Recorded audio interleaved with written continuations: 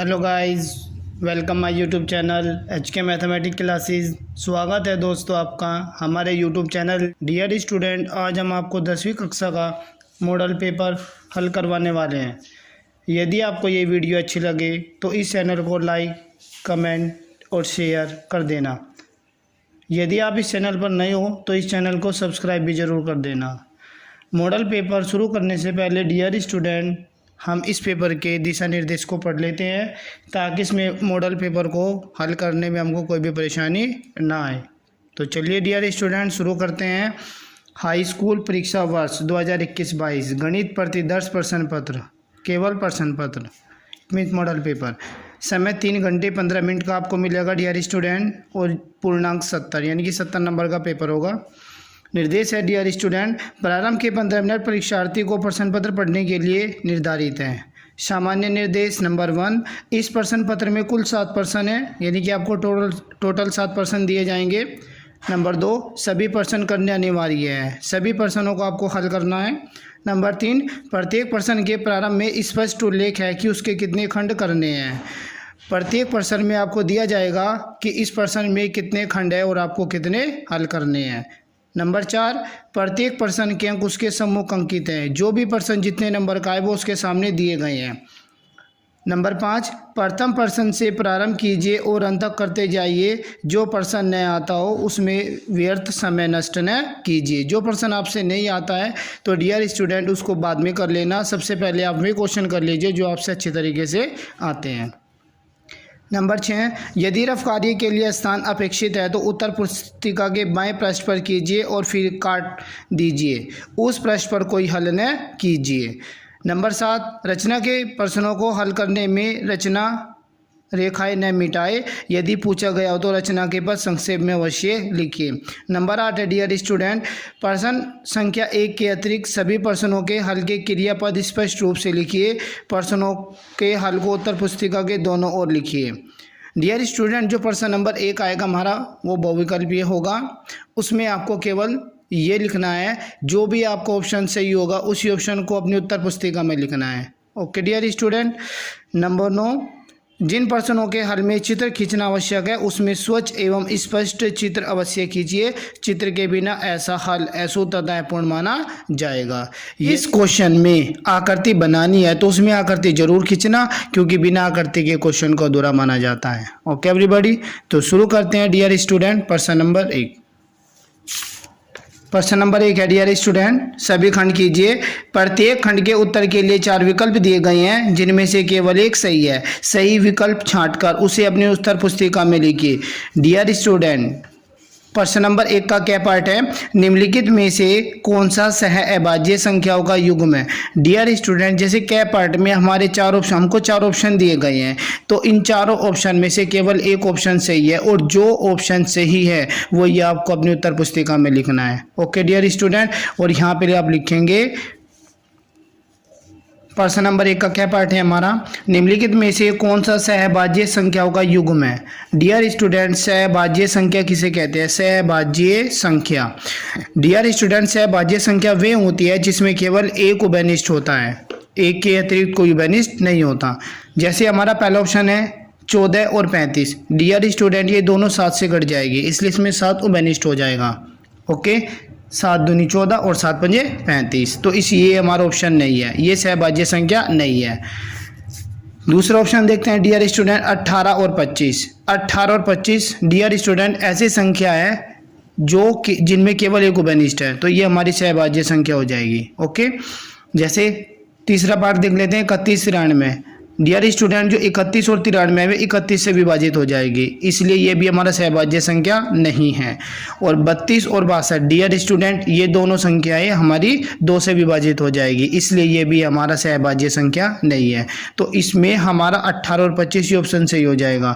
तो प्रश्न नंबर 1 के क्या पार्ट में डियर स्टूडेंट हम ये ब्रैकेट लिख देंगे, केवल 18 और 25, ये आपका आंसर आ जाएगा। ओके एवरीबॉडी, अब ख पार्ट शुरू करते हैं डियर स्टूडेंट। ख पार्ट में लिखा है, द्विघात समीकरण 3x² - 4x = 0 के मूलों का गुणनफल ज्ञात कीजिए। द्विघात समीकरण 3x² - 4x = 0 के मूलों का गुणनफल है। तो डियर स्टूडेंट, मूलों का जो गुणनफल होता है, मूलों का गुणनफल, उसका सूत्र होता है अचर पद बटे एक्स स्क्वायर का गुणांक, एक्स स्क्वायर का गुणांक। तो डियर स्टूडेंट, हमको इक्वेशन दी गई है 3x स्क्वायर माइनस 4x बराबर 0। इसमें हमारा अचर पद नहीं है, तो जब अचर पद नहीं दिया गया तो अचर पद की जगह हम 0 लिख लेंगे और बटे एक्स स्क्वायर, यहाँ पे एक्स स्क्वायर का गुणांक कितना है 3, तो बटे में 3 आ जाएगा, 0 बटे 3 बराबर 0, ये हमारा आंसर आएगा। तो ऑप्शन हमारा 1 सही हो जाएगा। Okay everybody. प्रश्न नंबर 1 का गैप पार्ट है डियर स्टूडेंट, समरूप त्रिभुजों की विशेषता होती है कि नंबर 1 है उनकी संगत भुजाएं समानुपाती हो, नंबर 2 संगत कोण बराबर हो, उपयुक्त में से दोनों या इनमें से कोई नहीं। तो डियर स्टूडेंट, समरूप त्रिभुज क्या होते हैं? यदि दो त्रिभुज समरूप होते हैं, यदि दो त्रिभुज समरूप होते हैं, तो डियर स्टूडेंट ये याद रखना है कि उनकी जो संगत भुजाएं होती हैं वे समानुपाती होती है और उनके संगत कोण भी बराबर होते हैं। तो हमारा जो ऑप्शन नंबर 3 है, उपयुक्त में से दोनों, ये ऑप्शन सही हो जाएगा। तो हम यहाँ पे गैप पार्ट में लिख सकते हैं उपयुक्त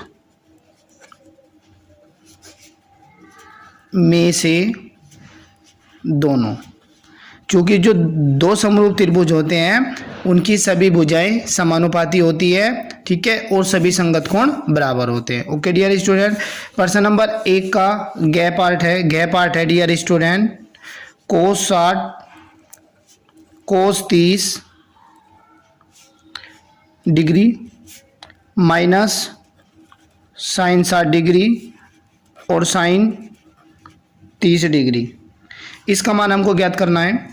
तो डियर स्टूडेंट, जैसे हम सभी जानते हैं कि जो कोस 60 होता है, कोस 60 का मान 1/2 होता है गुणा कोस 30 का मान डियर स्टूडेंट √3/2 होता है माइनस साइन 60 का मान √3/2 गुणा और साइन 30 का मान डियर स्टूडेंट 1/2 होता है।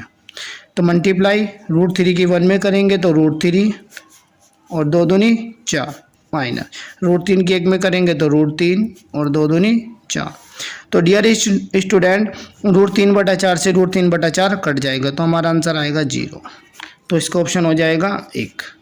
ओके एवरीबॉडी, आगे बढ़ते हैं। प्रश्न नंबर 1 का डैश पार्ट, निम्नलिखित में से कौन सी केंद्रीय प्रवृत्ति की माप नहीं है? डियर स्टूडेंट, केंद्रीय प्रवृत्ति की माप मानक विचलन नहीं है, तो डैश पार्ट का हमारा आंसर हो जाएगा मानक विचलन, मानक विचलन। ओके एवरीबॉडी, प्रश्न नंबर 1 का च पार्ट है डियर स्टूडेंट, दो बिंदुओं के निर्देशांक -8 0 तथा 0 -8 हैं, इन बिंदुओं से बने रेखाखंड के मध्य बिंदु के निर्देशांक ज्ञात कीजिए। ठीक है डियर स्टूडेंट, कैसे? जैसे ये हमारा कोई रेखाखंड हो गया, इस पॉइंट को हम ए मान लेते हैं और इसको हम बी मान लेते हैं। अब ए बिंदु के निर्देशांक डियर स्टूडेंट हमको दिए गए हैं -8 और 0, तो ये हो जाएंगे हमारे -8 और 0, और जो बी पॉइंट है डियर स्टूडेंट उसके निर्देशांक दिए गए हैं 0 -8, तो ये हो जाएगा 0 और -8। तो जो ये रेखाखंड है ए बी, जो रेखाखंड है इसका मध्य बिंदु यहाँ पे, इसको हम सी मान लेते हैं, इसके हमको निर्देशांक निकालने हैं जिसको हम XY मान लेते हैं। माना बिंदु सी के निर्देशांक XY हो जाएंगे, तो मध्य बिंदु सी जिसके निर्देशांक XY है, ठीक है, मध्य बिंदु सी के निर्देशांक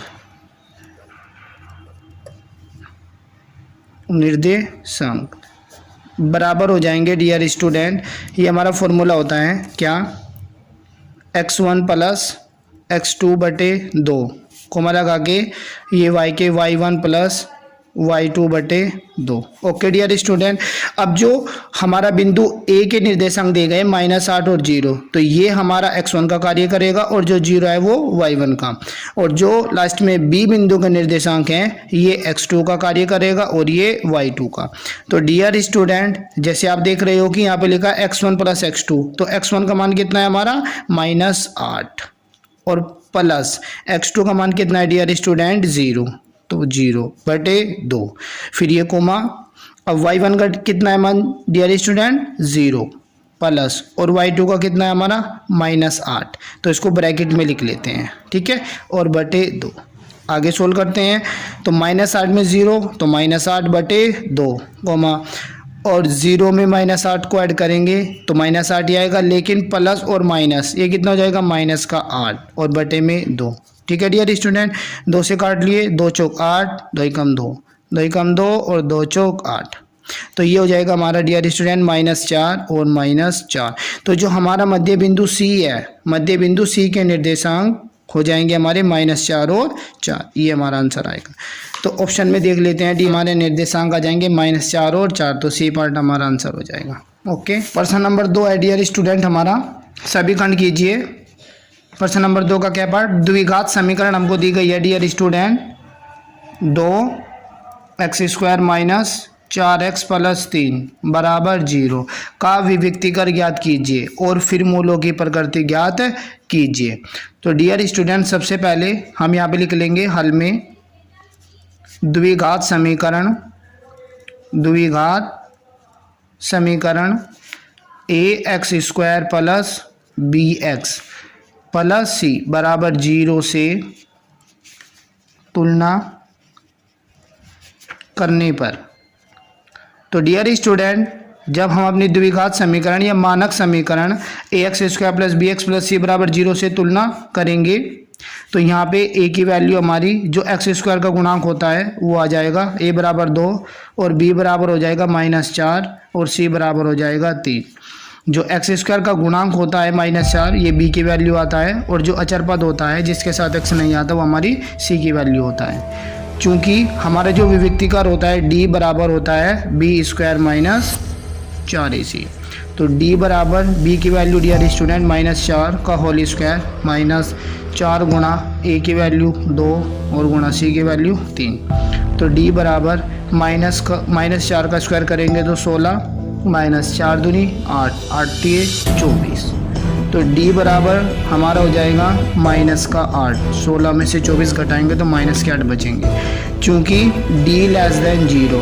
और डियर स्टूडेंट जब हमारा जो विविक्तिकर d होता है इसकी वैल्यू 0 से छोटी आती है तो समीकरण 2x² - 4x + 3 = 0 के मूल वास्तविक नहीं है, वास्तविक नहीं है। ठीक है डियर स्टूडेंट, या आप लिख सकते हो समीकरण द्विघात समीकरण 2x² - 4x + 3 = 0 के मूल काल्पनिक है, और यदि समीकरण के मूल काल्पनिक होते हैं तो हम उसको आगे हल नहीं करते। ओके डियर स्टूडेंट, प्रश्न नंबर 2 का क्या पार्ट, प्रश्न नंबर 2 का क्या पार्ट है डियर स्टूडेंट, यदि 15 कोट a = 8, क्या पार्ट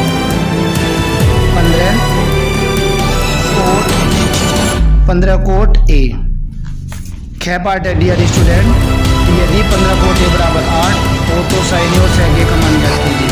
हमको क्या दिया गया है 15 कोट a = 8, तो हमको मान निकालना है साइन a, किसका निकालना है वो कोस a, सॉरी साइन, इन दोनों की वैल्यू हमको फाइंड करनी है। तो डियर स्टूडेंट जैसे कि हम सभी जानते हैं कि जो 15 होता है वो उधर जाके डिवाइड में चला जाएगा, तो यहाँ पे कोट a बराबर 8/15 हो जाएगा। ठीक है, और इसकी सहायता से हम क्या कर लेते हैं, एक समकोण त्रिभुज बना लेते हैं। ओके, जैसे कोट का जो थीटा है यहाँ पे a, तो हमेशा a को यहाँ पे रखेंगे ये वाला एंगल, और ये हो जाएगा b और ये हो जाएगा c, यहाँ पे 90 डिग्री का एंगल मान लेंगे डियर स्टूडेंट। ओके, और जैसे आप सभी ने पढ़ा है कि जो हमारा लाल बटे काका होता है, लाल बटे काका KKA, इस वाले फॉर्मूले से हमारा जो कोट है वो आधार बटे लंब होता है। तो जो ऊपर वैल्यू दी गई है 8/15, ये भी हमारा आधार बटे लंब, तो आधार कितना है डियर स्टूडेंट हमारा 8 और लंब कितना हो जाएगा 15। ठीक है डियर स्टूडेंट, अब हम क्या करते हैं, पाइथागोरस प्रमेय से पाइथागोरस प्रमेय से। तो डियर स्टूडेंट, पाइथागोरस प्रमेय से हम क्या करेंगे, जो हमारा कर्ण होता है समकोण के सामने वाली भुजा कर्ण कहलाती है, और कर्ण यहाँ पे कितना है AC। तो कर्ण का वर्ग बराबर हमारा लंब का वर्ग प्लस आधार का वर्ग होता है। लंब कितना है हमारा CB का स्क्वायर प्लस BA का स्क्वायर। लंब CB हो जाएगा और हमारा जो आधार है वो हमारा BA हो जाएगा। AC की वैल्यू हमको फाइंड करनी है। AC स्क्वायर बराबर CB कितना है 15, तो ये 15 का वर्ग प्लस BA 8 का वर्ग हो जाएगा। AC स्क्वायर हमको निकालना है। 15 का वर्ग 225 होता है और 8 का वर्ग 64 होता है। तो AC स्क्वायर बराबर यदि हम इन दोनों को ऐड करें 5 और 4 9, 6 और 2 8 और 2, ठीक है डियर, 289 हो जाएगा, जो हमारा 17 का वर्गमूल होता है। तो डियर स्टूडेंट, हम इसको AC स्क्वायर बराबर 17 का होल स्क्वायर लिख सकते हैं। दोनों तरफ का वर्गमूल करने पर।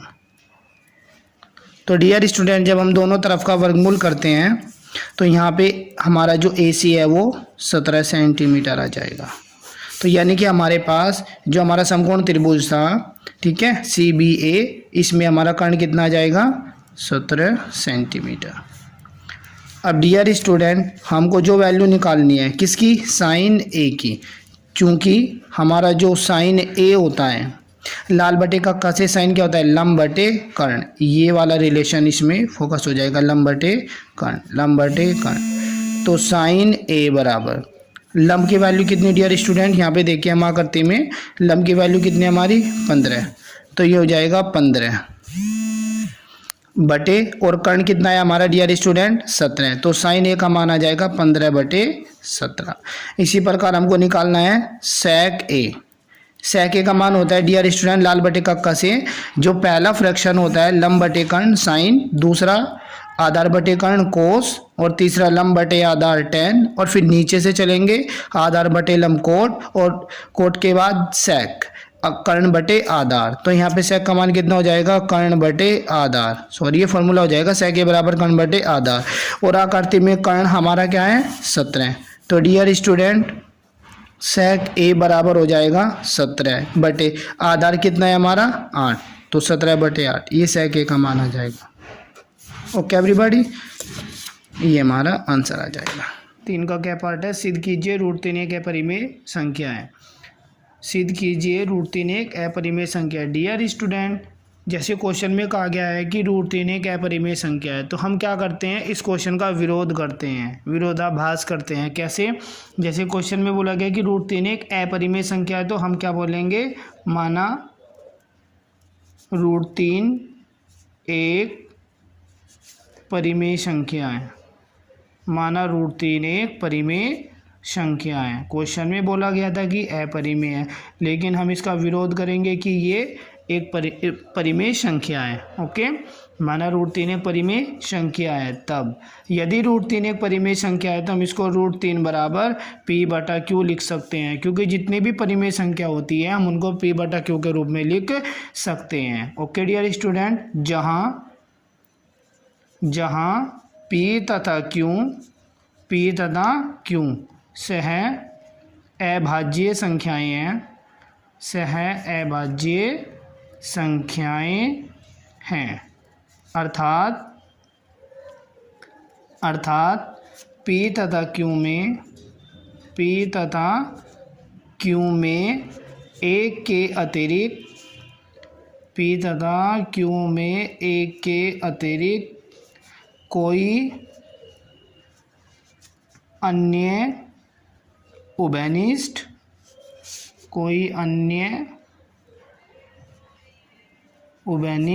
गुणनखंड नहीं है। ठीक है डियर स्टूडेंट, तथा क्यों बराबर नहीं है 0 के।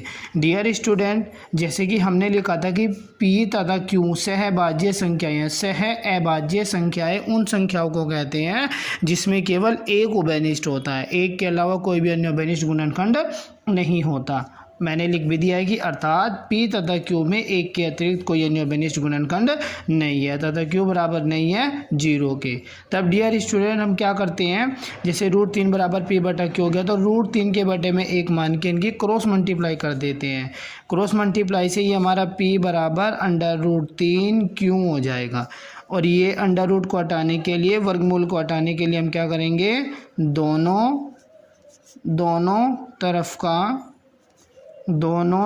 का वर्ग करने पर, क्योंकि वर्ग से वर्गमूल हट जाता है वर्ग करने पर। तो यहाँ पे हो जाएगा डियर स्टूडेंट P² बराबर, ये वर्गमूल हट के यहाँ पे 3 रह जाएगा और Q² हो जाएगा। ठीक है, इसको हम समीकरण 1 मान लेते हैं। डियर स्टूडेंट चूँकि जो P² है वो 3 से विभाजित हो जाएगा, ये हम लिख सकते हैं चूँकि 3 P² को विभाजित करता है, 3 P² को विभाजित करता है, तब जो 3 है P को भी विभाजित करेगा, P को भी विभाजित करेगा, 3 को P विभाजित करेगा। ठीक है डियर स्टूडेंट, ये हम अपने परमी से कह सकते हैं कि जो 3 है वो P² को विभाजित करता है, तब जो 3 है वो P को भी विभाजित करेगा। यहाँ पे जो भी संख्या आएगी, चाहे 2 आए, 3 आए या 5 आए, कोई भी आए XYZ, वह संख्या हमेशा P² को विभाजित करेगी। ये हमारी परमी है। ओके डियर स्टूडेंट, अब हम यहाँ पे लिख सकते हैं, माना P बराबर, डियर स्टूडेंट यहाँ पे जो भी नंबर होगा वो नंबर हम यहाँ पे लेंगे और इसके साथ एक पूर्णांक जरूर लेंगे, कुछ भी ABC। तो माना P बराबर 3A, जहाँ A एक पूर्णांक है, P का मान समीकरण 1 में रखने पर, P का मान समीकरण 1 में रखने पर, तो डियर स्टूडेंट जो P का मान है हम इस समीकरण में रख देते हैं। लेकिन यहाँ पे P की जगह क्या लिखा है, P² और P का मान कितना है हमारा 3A, तो ये हो जाएगा 3A का होल स्क्वायर बराबर 3Q का स्क्वायर। अब 3 का वर्ग करेंगे तो 3 3 9A² बराबर 3Q²। ओके, 3 से 9 को काटेंगे तो 3 बार कट जाएगा, तो ये हो जाएगा 3A² बराबर Q², या हम इसको लिख सकते हैं Q² बराबर 3A²। ओके एवरीबॉडी, अब जैसे समीकरण 1 में, ठीक है, जो 3 है वो P² को विभाजित करता है, तो उसी प्रकार इसको हम समीकरण 2 मान लेते हैं। समीकरण 2 में भी 3 किसको, Q² को विभाजित करेगा। ओके, तो हम यहाँ पे लिख सकते हैं चूँकि 3 Q² को विभाजित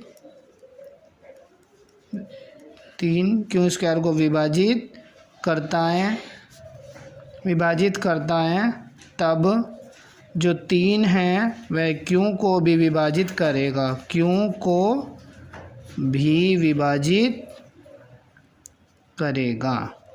ओके डियर स्टूडेंट, को भी विभाजित करेगा।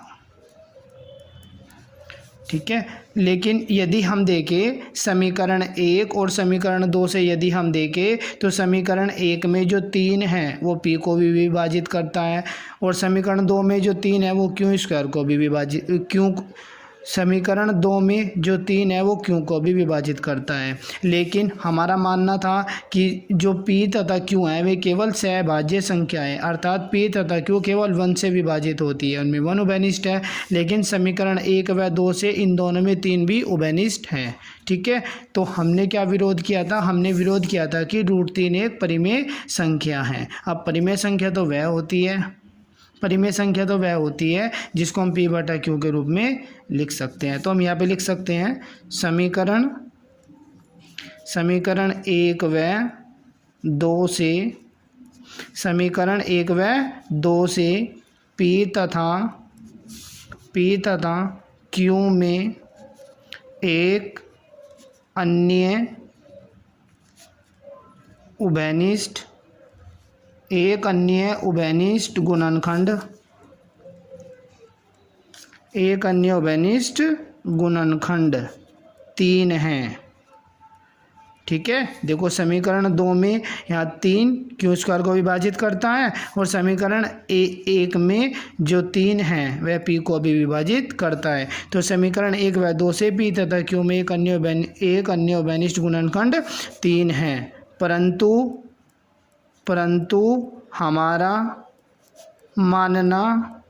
परंतु हमारा मानना था कि पी तथा क्यू में एक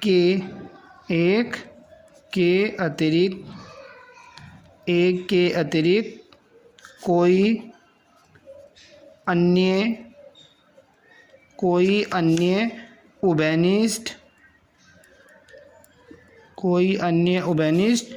गुणनखंड नहीं है, जो गुणनखंड नहीं है। ठीक है डियर स्टूडेंट, जो गलत था कि √3 एक परिमेय संख्या है, √3 एक परिमेय संख्या है। यह विरोधाभास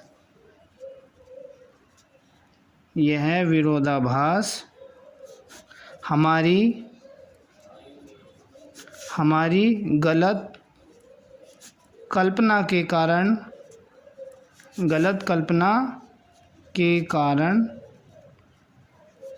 हुआ है। गलत कल्पना के कारण हुआ है कि √3 एक परिमेय संख्या है। अतः हम कह सकते हैं कि √3 एक अपरिमेय संख्या है। अतः √3 एक अपरिमेय संख्या है। √3 एक अपरिमेय संख्या है। Okay everybody, thanks. Dear student, प्रश्न नंबर 3 का ख पार्ट है। ए का मान ज्ञात कीजिए जिसके लिए निकाय ax + 2y = 2 और 8x + ay = 4 के अपरिमित रूप से अनेक हल होते हैं। डियर स्टूडेंट, जब भी हम किसी भी पद का मान निकालते हैं, जैसे यहाँ पे ए का मान निकालना है, तो हमको एक विशेष कंडीशन जरूर दी जाती है और इस क्वेश्चन में विशेष कंडीशन है अपरिमित रूप से अनेक हल होंगे। तो डियर स्टूडेंट, जब भी अपरिमित रूप से अनेक हल होते हैं तब हमारा a1/a2 = b1/b2 = c1/c2 को हम रखते हैं। ठीक है, कैसे देखो, जैसे हमको 2 समीकरण दी गई है, ax + 2y = 2, ये पहली समीकरण, ये 2 इधर ले आएंगे तो इसको हम कह सकते हैं ax + 2y - 2 = 0, इसको हम समीकरण 1 मान लेते हैं। और दूसरी समीकरण है हमारी 8x + ay = 4, 4 भी इधर आके माइनस, तो ये हो जाएगा 8x + ay - 4 = 0, इसको समीकरण 2 मान लेते हैं। चूँकि है ना, हम यहाँ पे लिख सकते हैं समीकरण 1 व 2 की तुलना, समीकरण 1 व 2 की तुलना मानक समीकरण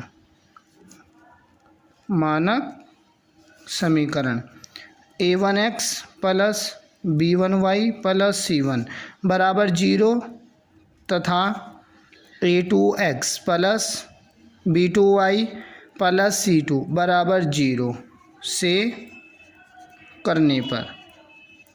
ओके एवरीबॉडी, जो समीकरण 1 की, जब हम समीकरण 1 की तुलना करेंगे तो वो मानक समीकरण a1x + b1y + c1 = 0 से करेंगे और समीकरण 2 की तुलना हम a2x + b2y + c2 से करेंगे। तो डियर स्टूडेंट, हमारे पास a1 का मान आ जाएगा a। ठीक है, समीकरण 1 में x के साथ जो गुणांक होता है वो a1 का मान होता है। और b1 का मान जो समीकरण 1 में y के साथ होता है वो b1 का मान होता है 2, और c1 बराबर -2 जिसके साथ x या y नहीं होता, वो हमारा अचर पद होता है जिसको हम c से प्रेजेंट करते हैं।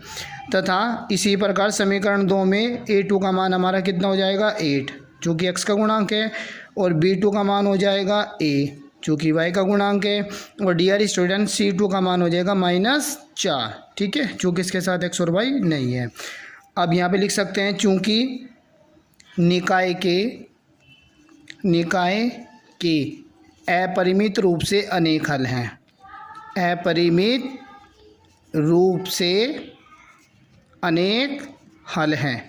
तो डियर स्टूडेंट जब समीकरण निकाय के अपरिमित रूप से अनेक हल हैं तब हम कह सकते हैं a1 बटे a2 बराबर b1 बटे b2 बराबर c1 बटे c2।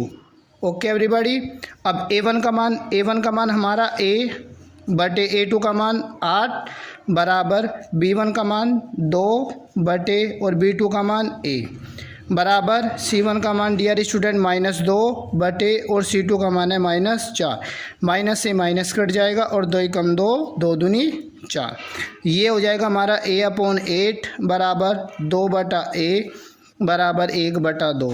a का मान निकालने के लिए डियर स्टूडेंट हम क्या करेंगे, इन दोनों भागों को ले लेंगे, दोनों फ्रैक्शन को, a/8 बराबर 2 बटा a क्रॉस मल्टीप्लाई करके डियर स्टूडेंट a की मल्टीप्लाई a में तो a स्क्वायर बराबर 8 दूनी 16 और 16 होता है 4 का वर्गमूल, तो a स्क्वायर बराबर हम इसको 4 का वर्ग कह सकते हैं। यहाँ पे वर्ग हटाने के लिए डियर स्टूडेंट दोनों तरफ का वर्गमूल करने पर, वर्ग हटाने के लिए डियर स्टूडेंट हम वर्गमूल करते हैं, तो यहाँ पे a बराबर हमारा 4 आ जाएगा और यही हमारा आंसर होगा। Okay everybody. डियर स्टूडेंट प्रश्न नंबर 3 का गैप पार्ट है हमारा। दिए गए चित्र में PS बटे SQ बराबर PT बटे TR है तथा एंगल PST बराबर एंगल PRQ है। सिद्ध कीजिए कि त्रिभुज PQR एक समद्विबाहु त्रिभुज है। ठीक है डियर स्टूडेंट, ये हमारे प्रश्न नंबर 3 का गैप पार्ट। इसमें आकृति दी गई है डियर स्टूडेंट, ये एक त्रिभुज हो गया PQR और एक ये रेखा हो गई ST। ये वाला एंगल बराबर है एंगल इस R के, एंगल S बराबर एंगल R हो जाएगा। तो डियर स्टूडेंट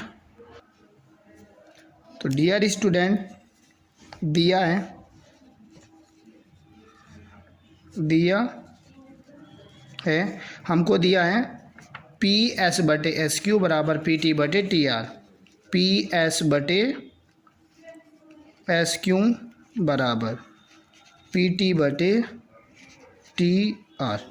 ओके, तथा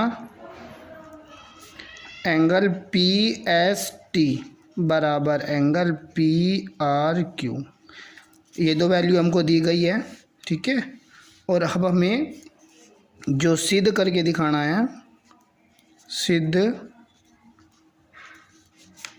करना है, वो हमें सिद्ध करना है कि जो त्रिभुज PQR है वह एक समद्विबाहु त्रिभुज है। त्रिभुज PQR एक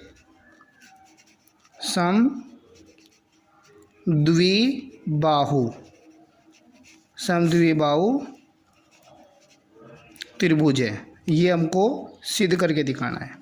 त्रिभुज PQR एक समद्विबाहु त्रिभुज है। समद्विबाहु त्रिभुज वह होता है डियर स्टूडेंट जिस त्रिभुज की दो भुजाएं बराबर होती है। तो हल में हम करते हैं डियर स्टूडेंट, चूँकि PS बटे SQ बराबर PT बटे TR हमको दिया गया है। ये कहाँ से कारण लिख देते हैं, दिया है। डियर स्टूडेंट, हल करने से पहले मैं आपको एक बात और बता दूं, त्रिभुज PQR इसको समद्विबाहु सिद्ध करने के लिए हमें सिद्ध करना होगा एंगल Q बराबर एंगल R। ठीक है, और PQ बराबर PR मतलब ये दोनों भुजा हमको बराबर दिखानी पड़ेगी और जो इसके आधार के एंगल है क्यू और आर ये दोनों बराबर दिखाने पड़ेंगे। ओके, तो हम क्या करते हैं डियर स्टूडेंट, हमको दिया गया पी एस बटे एस क्यू बराबर पी टी बटे टी आर, ये हमको दिया है। अब इन भुजाओं को हम अपनी आकृति में देखते हैं, पी एस बटे एस क्यू बराबर पी टी बटे टी आर, यानी कि पी एस बटे एस क्यू हो गया और पी टी बटे टी आर हो गया। तो हम यहाँ पे क्या कह सकते हैं, एस टी समांतर होगा क्यू आर, ये थेल्स प्रमेय से हो जाएगा। हम यहाँ पे लिख सकते हैं तब एस टी समांतर होगा किसके, क्यू आर, कारण थेल्स प्रमेय के विलोम से, थेल्स प्रमेय के विलोम से। ठीक है डियर स्टूडेंट, थेल्स प्रमेय के विलोम से ये जो एस टी है ये क्यू आर के समांतर हो जाएगा। ओके एवरीबॉडी, फिर यहाँ पे हम कह सकते हैं त्रिभुज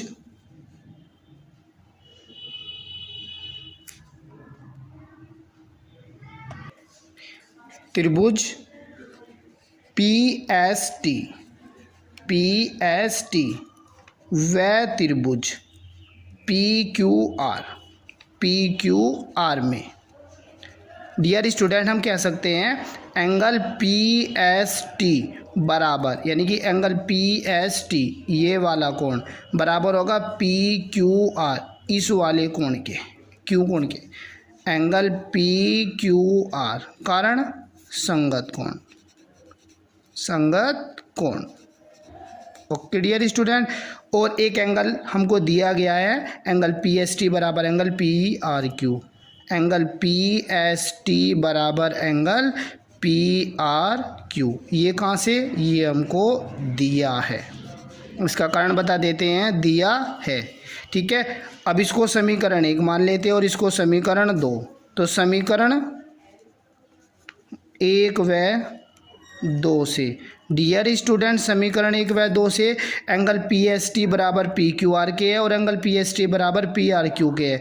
जब ये एंगल पी एस टी है ना इन दोनों के बराबर है तो ये दोनों भी तो आपस में बराबर होंगे, तो हम समीकरण 1 व 2 से कह सकते हैं एंगल पी क्यू आर बराबर हो जाएगा एंगल पी आर क्यू, यानी कि ये इनके दायां पक्ष बराबर हो जाएगा। ओके, अब dear student angle P Q R हम आकृति में देख लेते हैं, पी क्यू आर यानी कि जो हमारा एंगल क्यू था, angle Q P Q are यानी कि जो एंगल क्यू था वो बराबर आ गया angle P R Q, R angle के, यानी कि क्यू बराबर हो गया आर के। यहाँ से हम कह सकते हैं अतः angle Q P Q are बराबर एंगल पी आर क्यू, तो हम कह सकते हैं तब पी आर बराबर पी क्यू, कारण समान कोणों के सामने की भुजाएं, समान कोणों के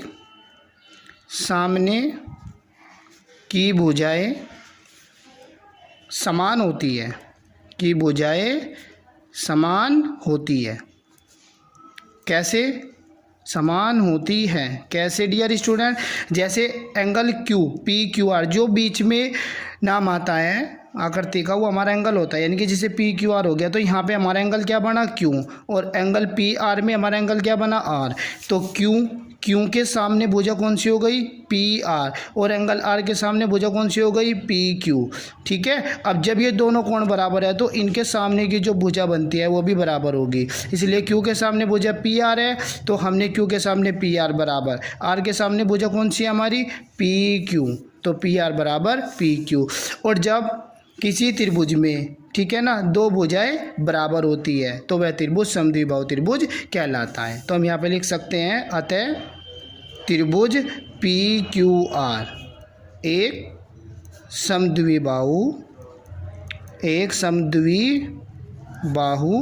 त्रिभुज है, और यही हमें सिद्ध करना है, और यही हमें सिद्ध करना था। ओके एवरीबॉडी, डियर स्टूडेंट प्रश्न नंबर 3 का हमको घ पार्ट दिया गया है। एक 40 सेंटीमीटर ऊंचे शंकु के छिन्नक के वृत्ताकार सिरों की त्रिज्याई 38 सेंटीमीटर और 8 सेंटीमीटर है। शंकु के छिन्नक की तिरछी ऊंचाई ज्ञात कीजिए। तो डियर स्टूडेंट हमको दिया गया है शंकु के छिन्नक, शंकु के छिन्नक की ऊंचाई, जिसको हम h से प्रेजेंट करेंगे, h बराबर 40 सेंटीमीटर। ठीक है। और छिन्नक के वृत्ताकार सिरों की त्रिज्याएं 38 सेंटीमीटर और 8 सेंटीमीटर है। डियर स्टूडेंट, जैसे कि आप सभी को पता होगा कि जो हमारी त्रिज्याएं होती है, जो बड़ी त्रिज्या होती है हम उसको R1 मानते हैं और छोटी त्रिज्या को R2 मानते हैं। तो हम यहाँ पे लिख सकते हैं शंकु के छिन्नक, शंकु के छिन्नक की त्रिज्या। ठीक है, इसको हम R1 से प्रेजेंट करेंगे। R1 बराबर 38 सेंटीमीटर तथा शंकु के, यहाँ पे हम डियर स्टूडेंट वृत्ताकार लिख सकते हैं।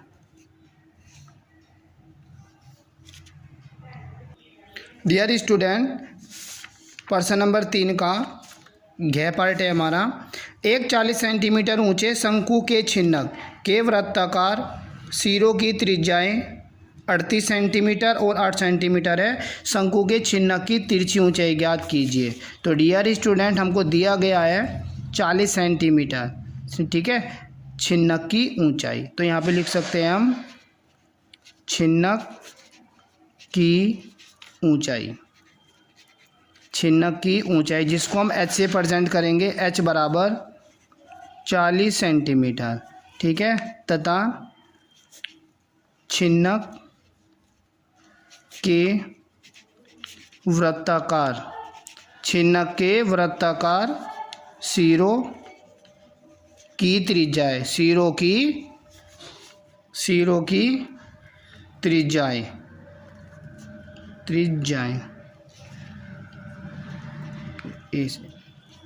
त्रिज्याएं R1 बराबर 38 सेंटीमीटर तथा R2 बराबर कितनी, 8 सेंटीमीटर। जो हमारी बड़ी रेडियस होती है उसको हम R1 से प्रेजेंट करते हैं और जो छोटी रेडियस होती है उसको हम R2 से प्रेजेंट करते हैं। इट मीन्स त्रिज्या। तो डियर स्टूडेंट, हमको क्या निकालना है, शंकु के छिन्नक की तिर्यक ऊंचाई। चूँकि शंकु के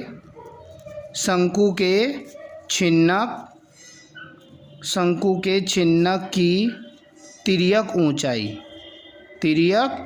ऊंचाई,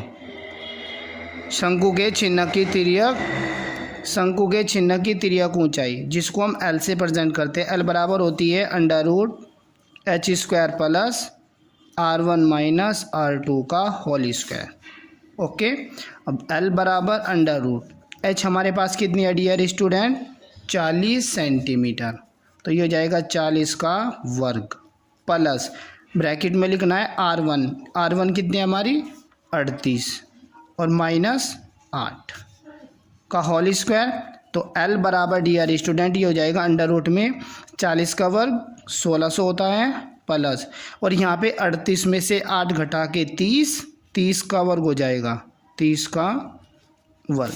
तो डियर स्टूडेंट ये हो जाएगा L बराबर √1600 प्लस एक 0 का वर्ग करेंगे तो 2 0 और 3 3 9, यानी कि 30 का वर्ग हो जाएगा 900।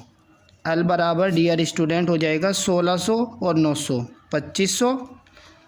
और जैसे कि आप सभी को पता है कि यदि हम डबल 0 का वर्गमूल ज्ञात करें, ठीक है, तो 1 0 होता है और 25 का क्या होता है 5। ये एक शॉर्ट ट्रिक है डियर स्टूडेंट, 2 0 का वर्गमूल तो 1 0 और 25 किसका वर्गमूल होता है 5 का, तो हम इसको 50 का वर्ग कह सकते हैं। 50 का वर्ग करेंगे तो 2500, और आप सभी को ये पता है कि वर्ग से √ भी हट जाता है। तो L बराबर यहाँ पे हो जाएगा हमारा 50 सेंटीमीटर। तो हम यहाँ पे लिख सकते हैं अतः शंकु के छिन्नक की तिर्यक ऊंचाई 50 सेंटीमीटर है। ओके डियर स्टूडेंट, आज मैंने आपको प्रश्न नंबर 3 तक कंप्लीट मॉडल पेपर सोल्व करा दिया है। प्रश्न नंबर 3 तक कंप्लीट मॉडल पेपर सोल्व करा दिया गया है। आगे के जितने भी हमारे पर्सन रह गए 4 पर्सन नंबर 4, 5, 6, 7, इसकी वीडियो बाकी पर्सनों की वीडियो हम आपको कल भेजेंगे। ओके डियर स्टूडेंट, तब तक के लिए आप इन्हीं क्वेश्चनों की बार बार प्रैक्टिस करते रहे। और यदि आपको किसी भी क्वेश्चन को सोल्व करने में कोई भी प्रॉब्लम आती है तो आप कमेंट बॉक्स में ज़रूर लिखें। ओके डियर स्टूडेंट, आज के लिए इतना ही, बाकी नेक्स्ट वीडियो में। That's all everybody.